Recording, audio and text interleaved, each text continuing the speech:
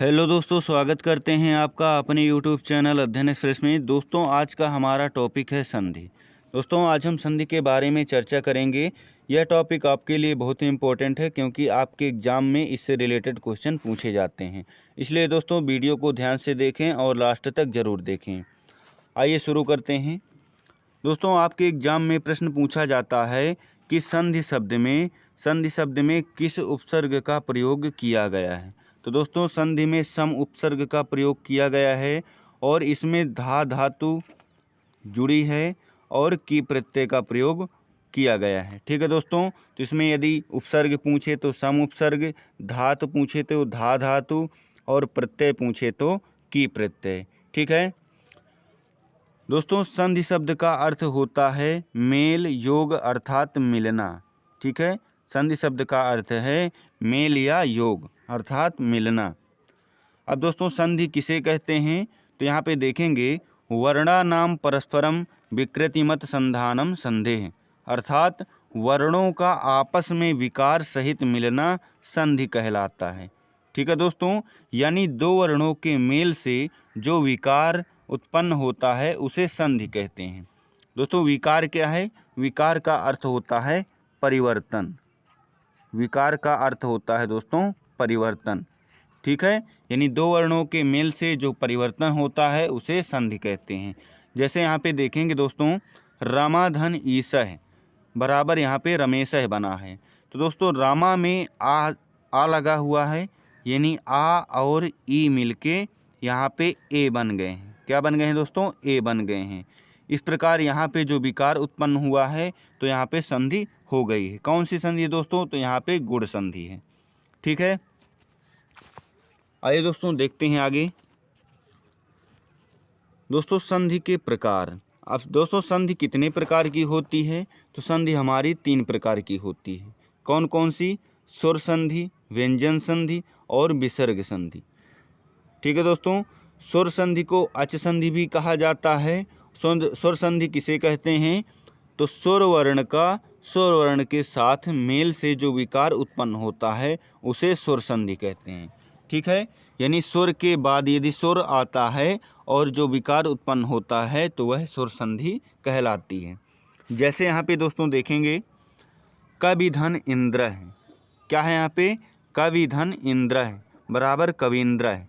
तो दोस्तों, यहाँ पे देखेंगे कि कवि में ई और फिर यहाँ पे इंद्र में ई, यानी ई और ई मिलके यहाँ पे दीर्घ ई बन गए। तो यानी सुर और सुर के मिलने से यहाँ पे जो विकार उत्पन्न हुआ है तो यहाँ सुर संधि हो गई है। ऐसे ही यहाँ पे जैसे नर धन ईसह बराबर नरेशह, यानी नर में आ और ई मिलके यहाँ पे क्या बन गए हैं? ए बन गए हैं। ठीक है दोस्तों, इसी प्रकार पोधन इत्रम में, इसमें दोस्तों ओ और ई मिलके ओ और ई मिलके क्या बन गए हैं? यहाँ पे वा बन गए हैं। ठीक है, इस प्रकार यहाँ पे विकार उत्पन्न हुआ है। ठीक है दोस्तों, यानी सुर के साथ सुर का मेल से जो विकार उत्पन्न होता है उसे सुर संधि कहा जाता है। आइए दोस्तों देखते हैं व्यंजन संधि। व्यंजन संधि का दोस्तों दूसरा नाम है हल संधि, क्योंकि व्यंजन दोस्तों हल प्रत्याहार के अंतर्गत आते हैं, इसलिए व्यंजन संधि को हल संधि के नाम से भी जाना जाता है। ठीक है दोस्तों, व्यंजन संधि में व्यंजन के बाद स्वर या व्यंजन वर्णों के आने पर जो विकार उत्पन्न होता है उसे ही व्यंजन संधि कहा जाता है। जैसे वाक धन ईसह बराबर वागीसह।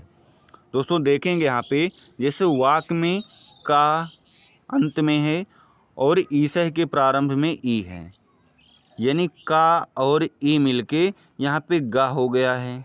क्या हो गया दोस्तों? का के स्थान पे गा हो गया है और यहाँ पे गी बन गया है। ठीक है, इस प्रकार यानी व्यंजन के बाद स्वर आता है या व्यंजन के बाद व्यंजन आता है तो वहाँ पे व्यंजन संधि कहलाती है।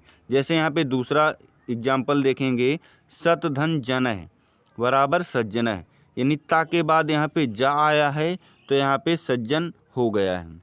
अगला है दोस्तों जगत धन ईसह, यानी यहाँ पे व्यंजनता के बाद ई आया है, व्यंजन के बाद सुर आया है और व्यंजन हो गया है, यानी यहाँ पे व्यंजन संधि है। ठीक है दोस्तों, इस प्रकार व्यंजन के बाद यदि सुर या व्यंजन आता है तो वहाँ पे व्यंजन संधि होती है। अगली संधि है दोस्तों हमारी विसर्ग संधि। कौन सी है? विसर्ग संधि।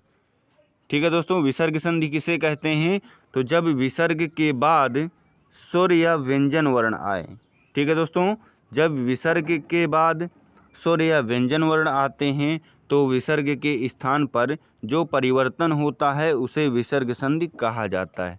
ठीक है दोस्तों, जैसे नमः धन करोति, नमः धन करोति बराबर नमस्करोति बना हुआ है। तो यहाँ दोस्तों विसर्ग के बाद क्या आया है? व्यंजन आया है। ठीक है, इस प्रकार यहाँ पे नमस्करोति बना है। दूसरे में भी दोस्तों विसर्ग के बाद सुर आया है, इसलिए यहाँ पे अलिरयम बना हुआ है। अलिह धन अयम बराबर अलिरियम। इस प्रकार दोस्तों हमारी संधियाँ 3 प्रकार की होती हैं। अगले वीडियो में दोस्तों हम सुर संधि के बारे में चर्चा करेंगे। आज का वीडियो हमारा कैसा लगा? यदि अच्छा लगा हो तो लाइक और शेयर करना ना भूलें। यदि चैनल पर पहली बार आए हैं तो चैनल को सब्सक्राइब कर लें और बेल आइकन दबा दें, ताकि आपको समय से नोटिफिकेशन मिलता रहे और आपको ऐसी ही वीडियो प्राप्त होती रहें। मिलते हैं अगले वीडियो में। जय हिंद, जय भारत।